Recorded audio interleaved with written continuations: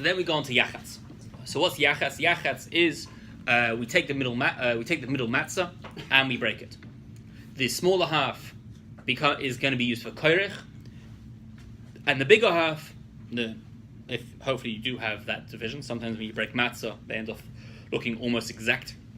But the bigger half then becomes known as the afikomen, and it gets hidden away. Depends which custom we have. We'll go through the different customs, but it gets hidden away to be used later at the end of Shulchan Aruch, or at the end of the meal, to be used as the afikomen, which represents the Karpas Pesach. It's symbolic of the Karpas Pesach that they had in the temple, in the Mishkan, and obviously on the night of Pesach when they left, when the Exodus was about to start.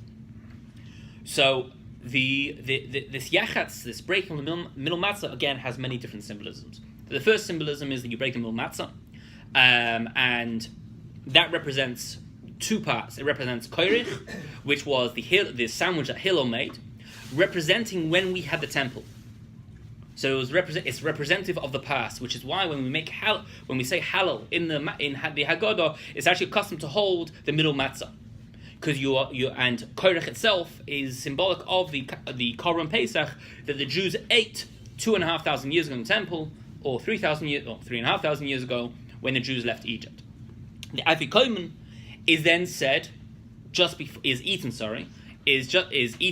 at the end of the meal, representative of the Karpas Pesach that we're going to eat in the future when the second temple comes. And therefore, when we recite Hallel after the afikomen, and then we say Nirtza, which is Lashon Haba B'Yerushalayim, is the hope and the prayer for the future redemption. And therefore, this middle matzah, the two halves represent the past and the future.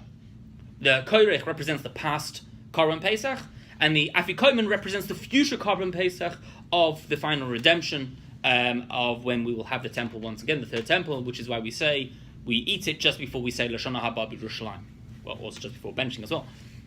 So that's another level. Then we go to another level. The next level of this middle matzah, as we said before, that we said last time, and I think I said it last time, the middle matzah corresponds to Yitzchak. The three matzahs correspond to Abraham, Yitzchak, and Yaakov. Yitzchak is associated with Gevurah. Each of the forefathers is associated with another emotional attribute. Abraham is the man of kindness. He would accept people into his tent. He would try and obviously get them to recognize godliness. He was known that he had an Eishel, he had a hotel, and he was known as, he symbolized chesed, the ultimate chesed. Yitzchak worked on himself. He never left Israel. He remained within the land of Israel. He focused on character refinement, and Yaakov, and therefore was Yitzchak. And Yaakov is Tiferes, the harmony. He had his entire household was pure. His children were righteous, and therefore Yitzchak is associated with Gevurah. So we take the middle matzah, which represents Gevurah, and we break it in half. The afikomen, then, according to Minhag Chabad at least, is broken into 5 sections. Other customs hide the afikomen itself. If you hide it behind you, as some people do, it'll get broken anyway into more than 5 sections. But the Minhag Chabad take the custom of breaking into 5 sections. Why 5 sections? So Kabbalistically, we are told that Gevurah has 2 parts to it. It has the positive part and there's the negative part.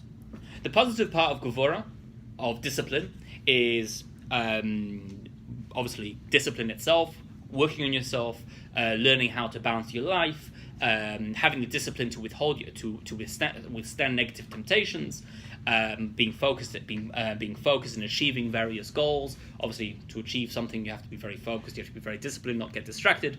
So all these are derivatives of Gevurah.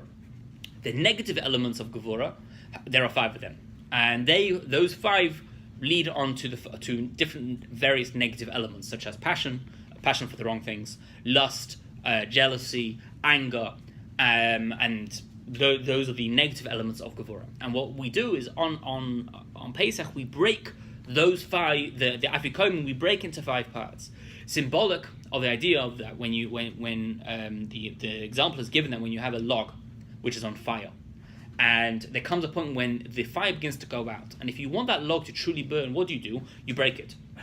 You start smashing the log apart in order to break into smaller parts to allow the fire to seep its way in and catch fire onto the entire log, to make sure the entire log continues to burn.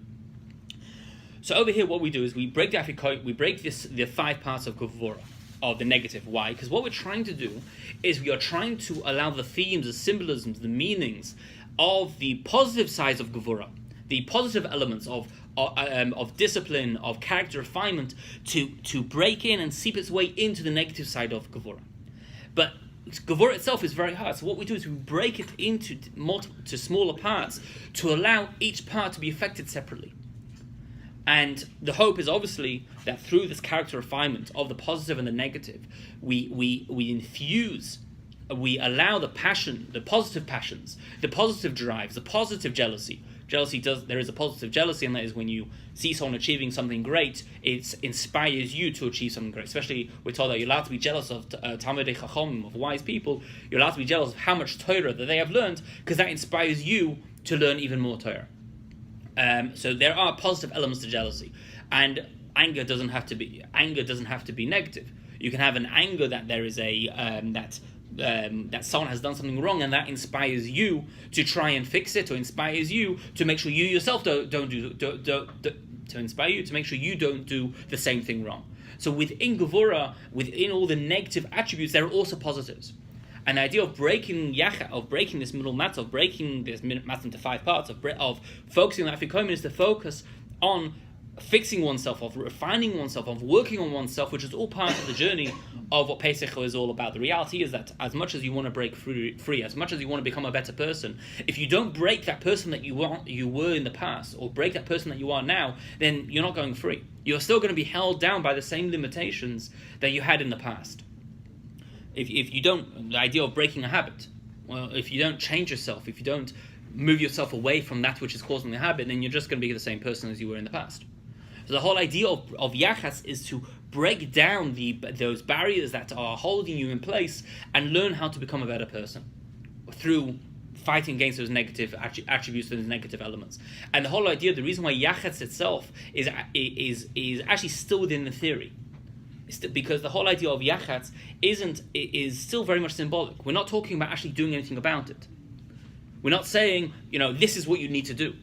To fight anger, we're not saying X, Y, and Z will help you fight your anger issues, or this will help, or doing X, Y, and Z will help you fight your jealousy issues. The whole idea of Yachatz is very symbolic, i.e. is telling you, work out which part of these 5 negative attributes is your issue.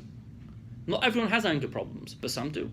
When you work out what your negative attribute of Gevura is, sometimes you're a very jealous person. You might be a very angry person. You might be a very lustful person. But when you work out what your particular negative attribute is, Yachatz tells you that's where you need to focus on. And then that kind of defines for you where your Pesach Seder journey will take you. The reality is the Seder is different for each one of us. While obviously we all do the Seder together, but for each one of us, the journey to freedom is completely different. Because we're all different people, we're all different humans, we all have our own different challenges and obstacles. And therefore when we work out what our character refinement needs to be focused on, that in turn will help us achieve a Pesach Seder that's personalized for ourselves, and by the end of it will come out a different person, hopefully, ideally, by the time we get to Nirtza, when we eat the Afikomen, by Sofon, after the Shulchan Aruch, after the meal, when we actually eat the Afikomen, by that point, that's when we are symbolically actually now ready to do something about who we are as a person in a practical way. By that point, after 3 cups of wine, 2 cups of wine, actually, it's not that much. After 2 cups of wine, before you go into the 3rd cup of wine, after Beirach, that's when you're ready to say, you know what, I know who I am, or I know who I was. I know what needs to be changed. And then we continue on with Sofon, the consumption of these negative elements, which is eating Afikomen, to go on through to Nirtza, where we ideally have refined ourselves enough on a micro level that we can say, I need to achieve X, Y, and Z this year after the Pesach Seder is over, and I don't have matzah in my system anymore, I can actually eat normally. But this is who I am as an individual that I need to work on in the coming year to make the world a better place for those around me, for the workplace, for the environment, and ultimately, hopefully, to help herald the Mashiach.